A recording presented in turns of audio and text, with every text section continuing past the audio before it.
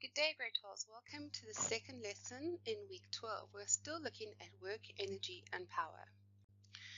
In the next few slides, we're going to be looking at some work and energy examples. These will give you some idea of how you can do the work and energy examples, and then you must go and practice, and then do the questions in the assessment. So let's get started.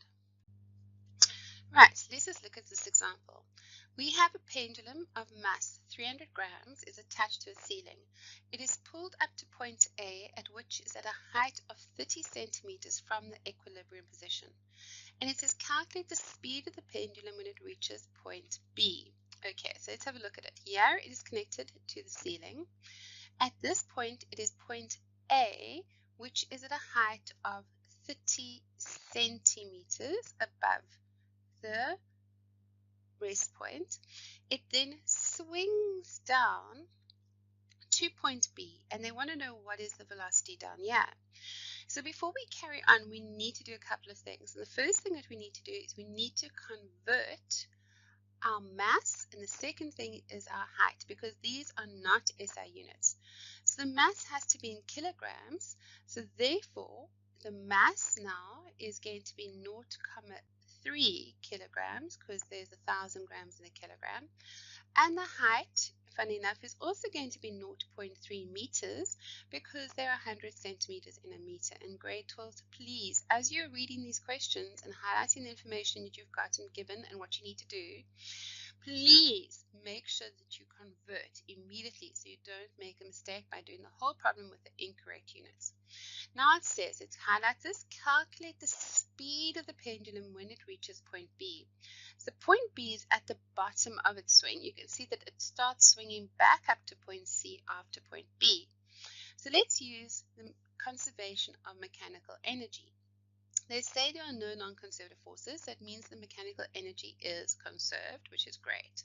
So we know that EMEC, the total mechanical energy, at A has to equal EMEC at B, which means the potential energy at A plus the kinetic energy at A has to equal the potential energy at B plus the the kinetic energy at B. Right, so now let's think about that. So therefore we've got at A, which we're going to do in green, we've got mgh plus a half mv squared is equal to, and let's do this one in blue, which is the point at B, we've got mgh plus a half mv squared. Now, obviously, when you do these questions and you've been doing them for a while, you can immediately cross out bits that don't apply. But grade 12s, you need to always write down either this line here, that the total mechanical energy at one point equals the total mechanical energy, or this line here, okay, because there is a mark allocated for you showing that you know the conservation of mechanical energy is being applied here. Okay, now, at point A, it has been raised to point A and then it's been dropped. So there is no initial velocity at point A. The initial velocity is 0. So therefore this V here, the velocity, the green velocity here on the left hand side is 0. So therefore the whole of the kinetic energy is 0. So we've got mgh on the left hand side equals, and on the right hand side you can see that now B is at the bottom of the swing, so therefore it is at 0 height. Therefore this H, the blue H on the right, is 0, so there is no potential energy. So mgh is equal to a half mv squared. Now a lot of students make the mistake of writing down that line, that mgh equals a half mv squared. And although it's true for this example, if you just write this down, you are showing that you don't actually know the conservation of mechanical energy and you will lose marks. So please make sure you write down either this line or that line to show that you know that you're using the conservation of mechanical energy.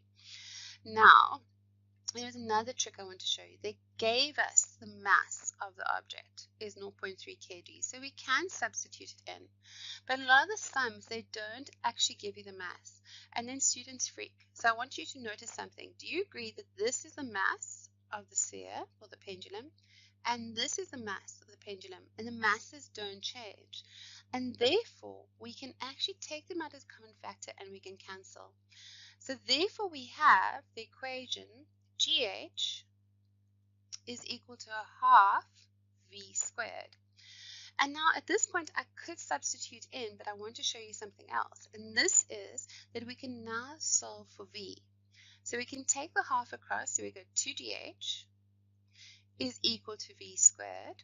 And then making V the subject of the formula on the left-hand side, V is equal to the square root of 2GH, obviously plus or minus.